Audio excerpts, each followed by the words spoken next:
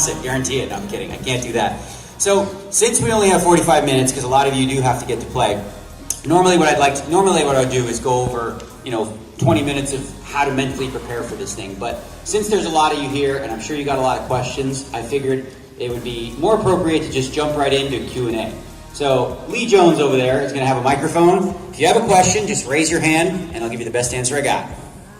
Who's first? Guinea pig. Oh, come on, people. You didn't show up here to not ask him a question. You got coffee and you give us a question. Come on, raise a hand. Anybody. There we go. There we go. Got a question. Hey, Daniel, I'd like to know what type of strategy you employ in the early stages of the tournament. Okay, so the question is, early game, what kind of strategy do I like to play, right? Well, it's in an event like this, right? You're going to be sitting with a bunch of people you've never seen before, right? The chances are you're going to be playing with players from all over the world that have come here. So the first couple hours, what's most important is try to figure out who you're up against, right?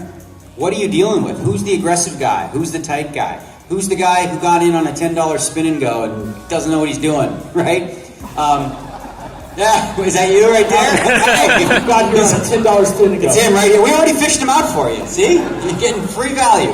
But first and foremost, what's important and what I like to think about is, in the first 4 levels, you're not going to win the tournament. Not possible. Just literally impossible. But you can lose the tournament, right? So, especially in the first 2 levels, there's no antes either, okay? Now, when there's no antes in the first few levels, and there's 9 people at the table, it means you should play a little tighter, because you're not getting as much value. Once the antes start kicking in, okay, and you've got a decent feel for, what people are doing at the table and stuff, you can adjust and start to get a little more aggressive. But first and foremost, I think to myself, if I'm going to win this tournament, I got to get through day 1, and part of that is not taking myself out early by doing something really stupid. Did that answer your question? Yeah. Next question. There we go, over there. Tommy. What's a good stack on day 2? Okay, so good, right? Obviously just being in the tournament is a good stack in that sense, like just being alive. But what I like to do is I intentionalize. I'm pretty big on that. Like, I set a target, not that I look at it like a goal, like I want to reach this, but I always look at the sheet, right? And I look to see, like, if I end the day with 100 big blinds, that's good. So does anyone know what the last level is tonight in terms of what we play? Is 50, 100, 1, 2, nobody? Nobody's doing their homework? I'm supposed to do it for you? So I'll look at the last level tonight, and let's say it says it's 2,500, 5,000, right? Well, then I'll want to have 500,000 in chips, right? Does that make sense? Yeah, 100 big blinds. Okay. But then, of course, what happens is, as you get deeper in the tournament, so going to the final table, that's not realistic, right? Because the average stack is going to be a lot lower. But, you're so deep on day 1 that 100 big blinds in today, you'll be in really good shape. Next question. Don't all raise your hands at once. Okay, then I'm going to give you a question that came off of the interwebs earlier. What is your strat? This came from Matthew in some unknown place. What is your strategy when you seem to be constantly card dead?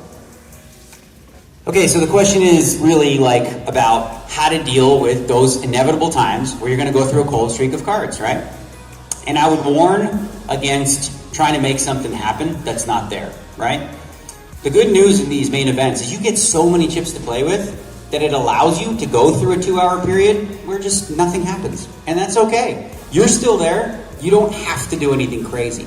Now that changes if your stack starts to get a little lower, or if you start to pick up on situations where you think, okay, they all think I'm really tight now, right? I don't think this guy, he's raised in middle position. You know what? He doesn't look like he has a real good hand. If I re-raise him, chances are he's going to fold, because they're going to think I have a really good hand. So you can throw in some curveballs here and there to sort of keep you afloat. And, so for example, what your hand is irrelevant. Excuse me. If a guy raises, he's a young kid and he's raising every hand, right? He won't stop. And you've been playing super tight and you're on the button. He makes it 300, right? You can throw out 1,000 or 1,100 with 9-deuce offsuit. Your hand's irrelevant, right? Because you're just playing it as a bluff. So you're just trying to take the pot that's there. You throw in one of those, you've picked up 300 plus the 100 and the 50, you got 450. That will survive. That will help you survive 3 rounds of blinds, right? Just doing that once. And you know, as I said, it's not something that you can do until you sort of set up that image where everyone knows, like, yeah, this guy, if he re-raises, he's got the nuts. Of course, now the key is if they do call or re-raise you, yeah, don't waste any more chips. You have 9 deuce. Okay, just one time, one bullet, fire. Okay, here you go. Question over here.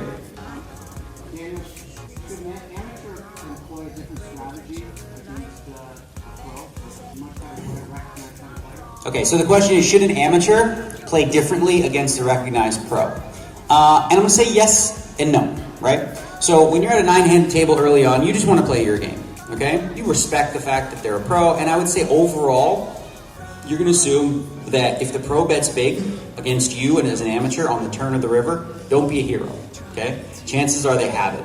Typically, with what most professionals do is they look at amateurs and they think they probably call too much. So I'm going to wait till they get a good hand, or what I feel like is a good hand, and I'm just going to bet big, get value, and just get them to call me. They're not going to be bluffing all that much.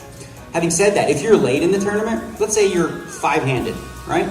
And the other 4 players are all pros and it's you. What do you think your best strategy would be in terms of how to play? So he's absolutely right. So let's say, for example, you took somebody that's never played poker before, right? They've never played a hand of poker, and they have a chance to play me. And we each get 1,000 in chips, and the blinds are 100, 200. What do you think the best strategy you can give them in 5 minutes is to beat me? All in every single hand, right? Because what you do is if you play super aggressive, you force the professional to just basically be a robot, right? He can't outplay you, he can't outthink you, he can't make moves. If you try to box with him and throw jabs, you're just going to lose. So when you're self-aware enough to realize, you're like, you know what? Maybe I'm the sucker at the table right now, okay? That's the time where you want to take a risk. And you want to start pushing the envelope and forcing them to have hands. Also, I would say, not a terrible idea if you're an amateur, is raise your bet sizes. You'll see all the pros. Most of the pros are going to raise like the minimum. So if the blinds are 500, 1,000, they'll make it 2,000 or 2,200, right? If you're an amateur and you're kind of intimidated by these guys, no problem with coming in for 3,500 or 4,000, right? You know, that's not the best way to play, because you obviously the way the pros is. But if you're up against the pro and you want to force him to have a hand to play, then you got to make it more. Because what's happened is there's been a shift, especially in the last 3 years, where in the old days, the big blind would fold. You know, if you raised, the big blind had 6-8 offsuit, they just fold. Not anymore. Now, most of these pros defend with King 5, 7-4, like all these bad hands because the raises are small and there's antes. So one way to counteract that, if you don't want to see flops with these kind of guys, is to just make your raise sizes bigger. Does that help? All right. Daniel, next question. A word of advice and welcome. The internet is now watching you. You are on Facebook Live. So what's up, Facebook Live? Hey, y'all. I did one of these the other night. It was fun. You just talk to people on Facebook Live, and then they make all these likes and hearts and comments. It's cool. Anyway, what's up, Facebook Live? Next question.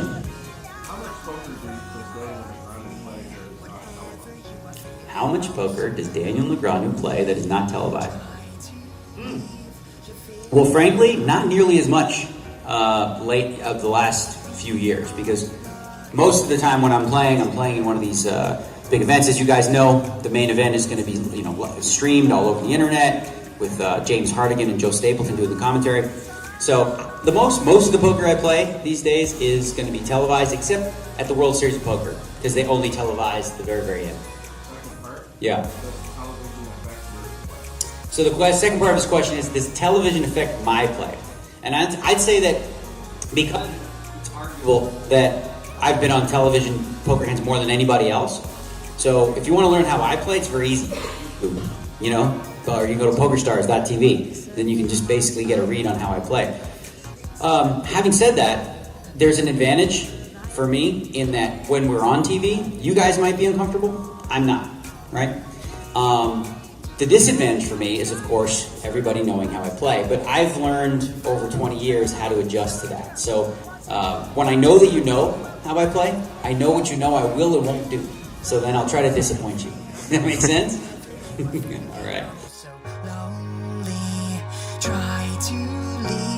your fears behind.